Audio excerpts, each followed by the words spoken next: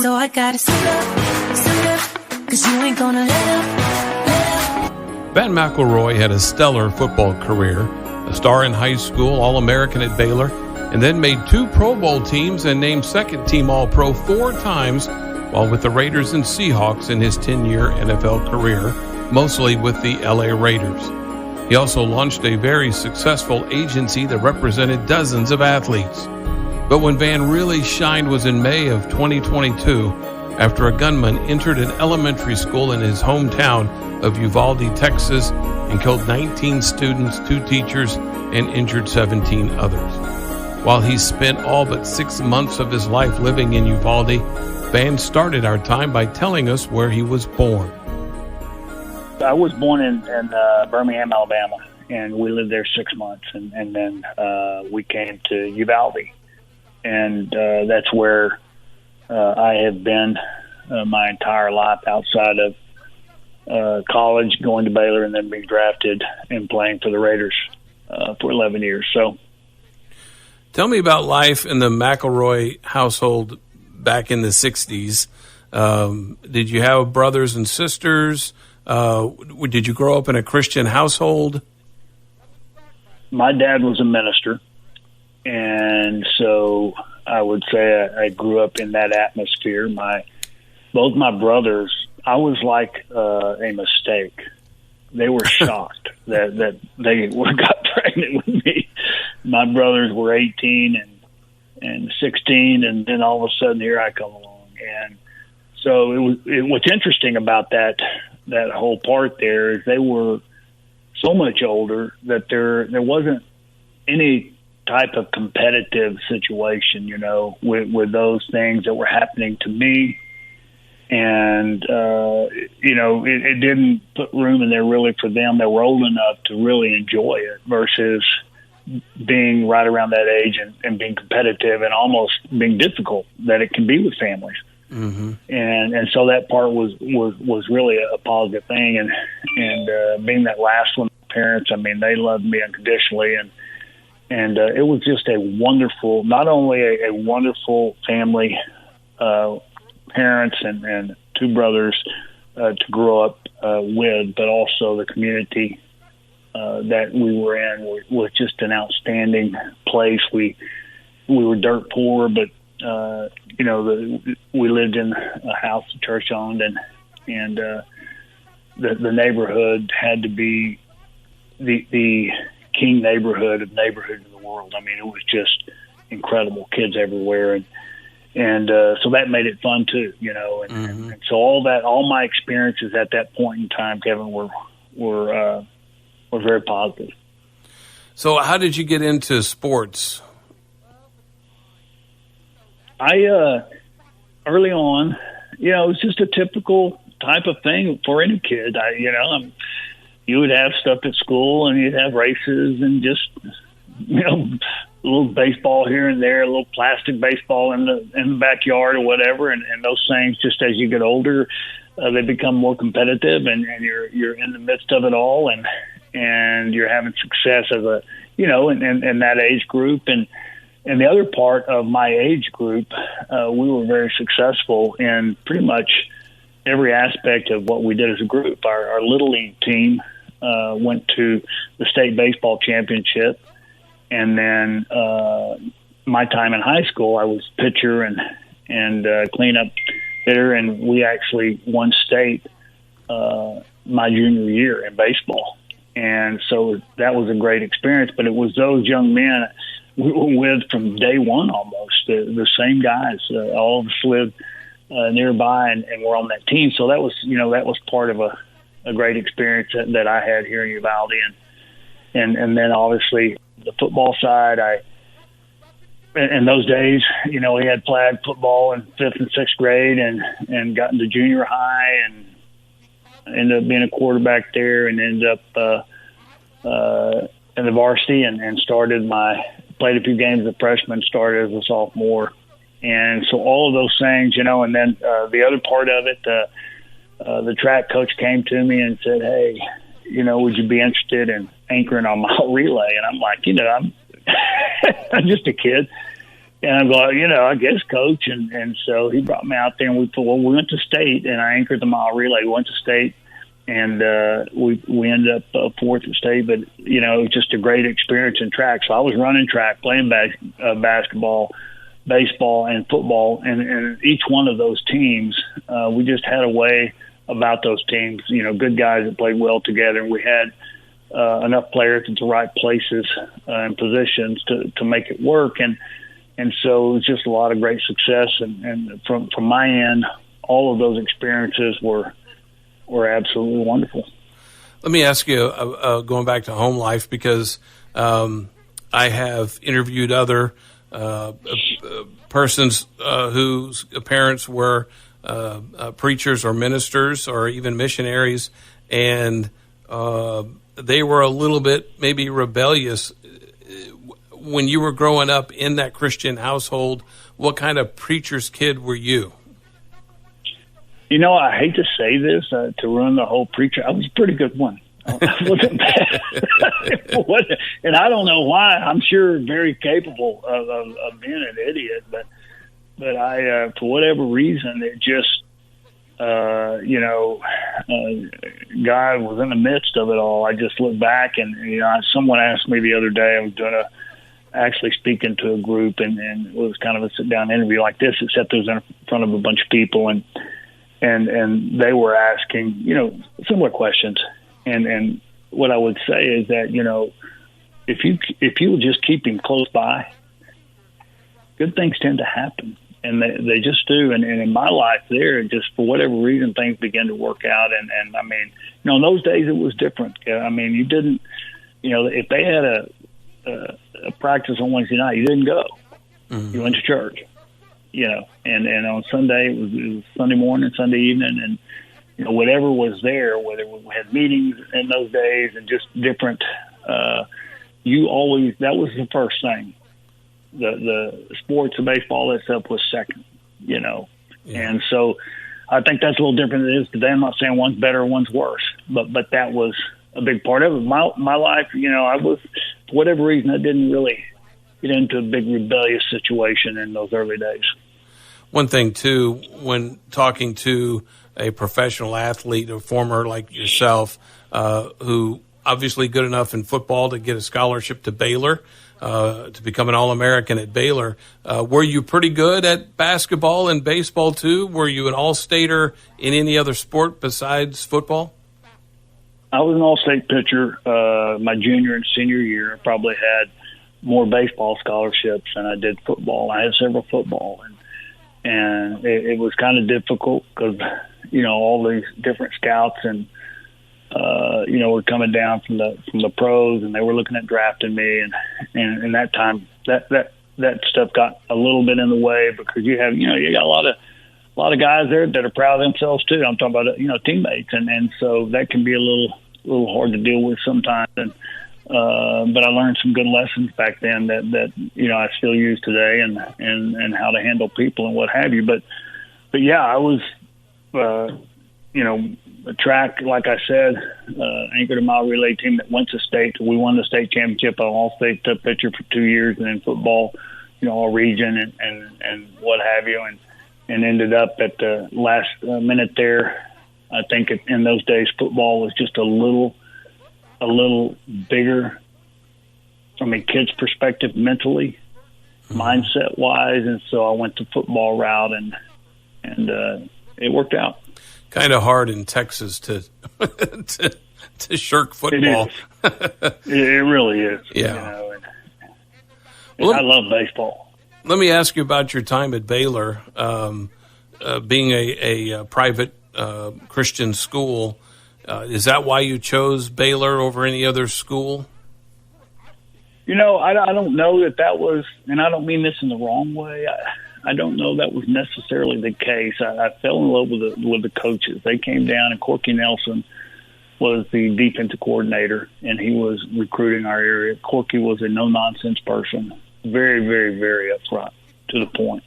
But you could just tell he was honest, and then Grant Taft, who was a great, one of my all-time great coaches, and they really came down and worked it hard, and And I think that was probably more of the reason than necessarily, and I don't mean this wrong, but necessarily the Christian side of it. It was a church, school, private school, that type of thing. I think at that moment in time, I was looking for situations that were going to, where I felt people were going to watch out for me and take care of me. And that, I think that part of it, I was going to take care of that regardless. Now, is that where you met your wife? It is. Met Gail there, and we dated for a couple of years, and then I got drafted in the third round and went up, and then it came back that summer, and we got married, and we've been married for 40 years. Well, congratulations on that. My wife and I just topped 31, so I can surely appreciate 40. You were drafted by the Raiders, and the whole time you played for them, they were the L.A. Raiders, which is a little interesting, going from Oakland to L.A. and then back to the Oakland Raiders there for a time. When you were in Los Angeles playing for the Raiders, because obviously we've said the word Uvalde here a few times, and we're certainly going to get to what happened in May of 22.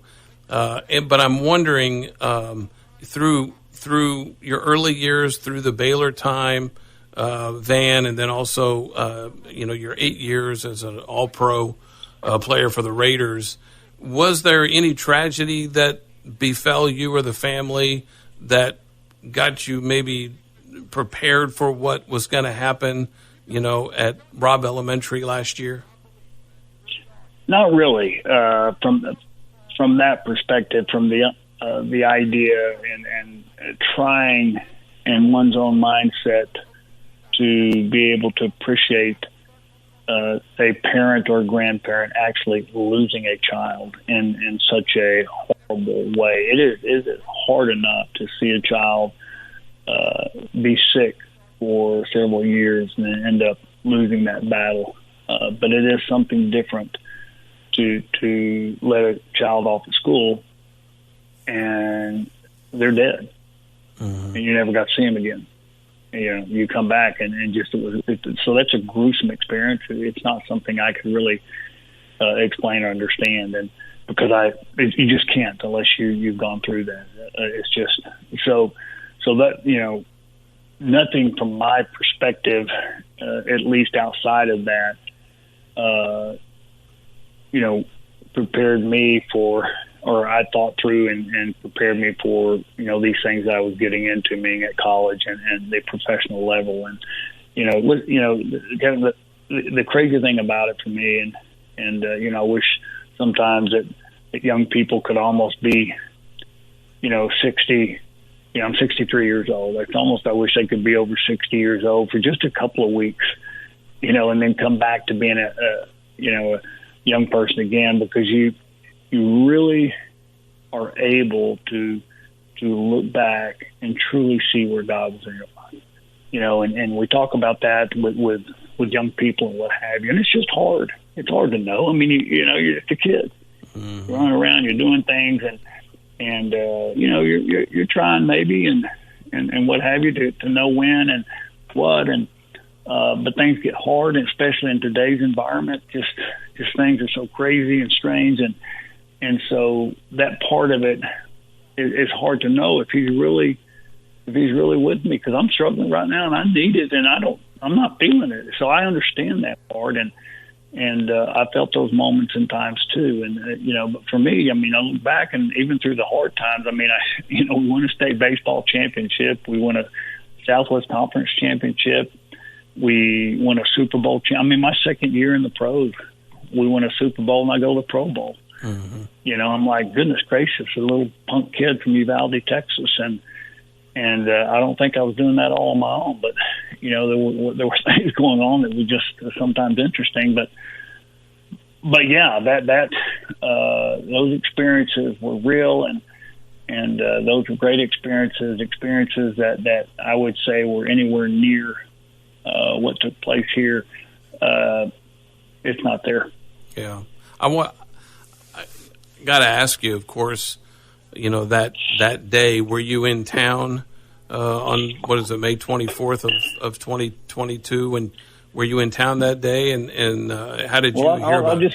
I'll give you a story. I was here at the house, and I had just recently sold my sports agency that I'd owned for 20 some odd years, and I was like, on the retired deal, and so I'm around the house and I'm just piddling, and I was hungry, and I was like, you know what, I'm going to go over to get some Mexican food, and there's a place called Vasquez that literally has the best enchiladas on the planet, and I always go the back way. So for whatever reason, I jumped in my old truck and by myself and just took over there, and the back way takes me right by Rob's school. And so as I'm driving, I'm going by, and I see cars starting to stack up, around the school. And it's just kind of interesting. And then I literally see these cop cars just flying by me. And then as I go around, all the streets that were going into Rob's school were all packed and full. And this is really strange, and so I saw a couple on the sidewalk. So I pull around, and I just, roll my window down. I said, "What's going on, man?" And the couple said there's just been a shooting at the school. So when I was driving over to go eat lunch, that's when it actually took place, and was just really crazy and at that time I had no clue what had transpired. Was it just somebody shot a gun and nothing's up, and everybody's safe and good, or 11 young children dead. I have no clue about any of that. So at the time, but it was just random and interesting that I literally drove by the school when it was happening. So how were you involved from that moment forward, as far as being able to be there for any of the parents or the teachers or any of the school officials? Because I know you raised $1 million from the Raiders for your community, but what did you or were you able to do personally moving forward? Well, I had initially, you sit here, really, just think about it. I mean, what can you do? Mm-hmm. I mean, as a parent that just lost their child, they won't talk to anybody. They are shaken. I mean, it's their life's over. They don't even know what to say at the moment in time. I mean, there's time for those things, but I think everybody was going through a period of complete shock. I don't think anybody knew what to say, how to act, just what to do. And so for me, I decided I'm going to go. I went to Hal Harrell. Hal and I went to school together, elementary school all the way up. He played football here, and he was a superintendent. And so I went and just talked to him. I said, "Listen, Hal, I'm going to try to do something here, and I think it can happen, but I need you to do something for me. I need you to get some numbers to how much it would cost to put the fencing up, the cameras, security, all of those things, just what all that's going to run." And so they had actually done this about just randomly about a year before, and so he gave me the number that they came up with, and he said it's going to cost around $1 million, man. So I came back here and went outside, prayed about it a little bit, and just went outside and sat on. I've got a little chair on the patio there, and just didn't know what was going to transpire after this. And I called Mark Davis, the general manager of the Raiders, and that Mark is Al Davis' son, and I know Mark well. And but still, he gets a lot of phone calls. You know what I'm saying? And so about the second ring, he answers, "Van, what's going on?" And we started a conversation. And in that same conversation, I talked about what was needed here and needed quickly. And he said, "How much is it going to cost?" And I said, "Well, it's going to be about $1 million." And he said, "We're in." I mean, It happened that quick. Wow. And so I called Hal, told him, and so we met a couple more times. And the point of this that was very key is that in most of these situations, a lot of money is talked about, and groups or companies are going to donate, give the money, but it never really happens. When you're in the midst of this, you kind of learn a little bit about it, and so they get the pub for it, but sometimes the money never really kind of shows up there, and when it does, it's so late that it really creates a problem, because what I do know in these situations is you need to act immediately, quickly, because everyone is scared to death now. Mm-hmm. No one wants to send their kid to school. And so what are we going to do about this next year? How do you work that? And so with this $1 million, I told Mark we need to get it immediately. If you can, he said it'll be sent immediately. It was sent. We got the fencing in, the cameras up. Matter of fact, I took a bunch of pictures of them and sent them to Mark just to show him, everything that was done. And so, and nothing is ever going to be perfect. I told some people that were just kind of at times a little, whiny about it. Well, they can do this. I mean, we think we ought to do this, and it finally gets to a point with these types of situations where you either do something or do nothing. And so I determined we're going to do this. And so somebody could get a torch, and cut a circle in the fence and crawl through. I would think someone in security would see them, because that'd take a little while to do. Mm-hmm. Someone can fly a plane over and drop someone down, and you can get so crazy with this stuff that sure might happen. The bottom line is we were able to get something done quickly. In my opinion, those kids are as safe as they possibly can be. Anything can happen in this life, but I think that was something that happened quickly, and I think that really helped the community, at least from that moment with their kids coming back in this past fall, allowed parents to feel like something was being done. Vann, since that time, and obviously a lot of time to think about things that happened on that day, and since then, have you run across a scripture, or did one come to mind right away that gave you comfort? You know what? What's funny that you say that, and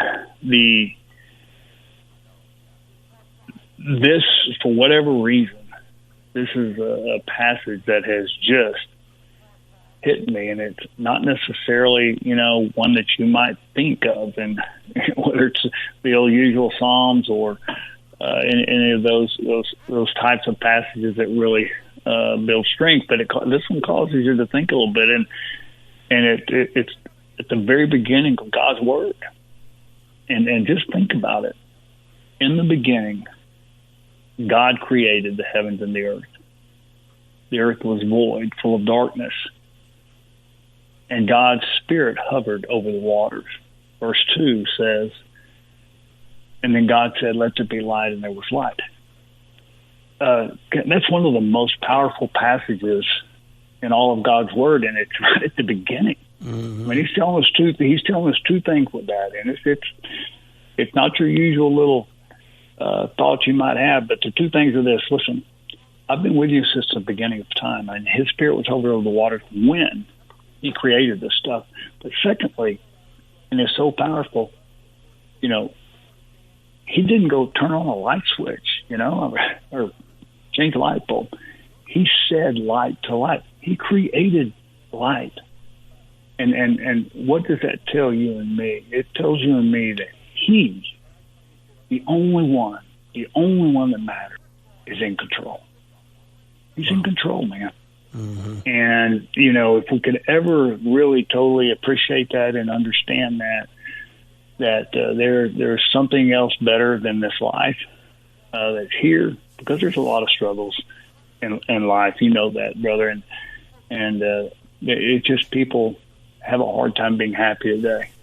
Even though we're the most gifted country in the world, we've become a bit complacent and just a lot of things that we struggle with.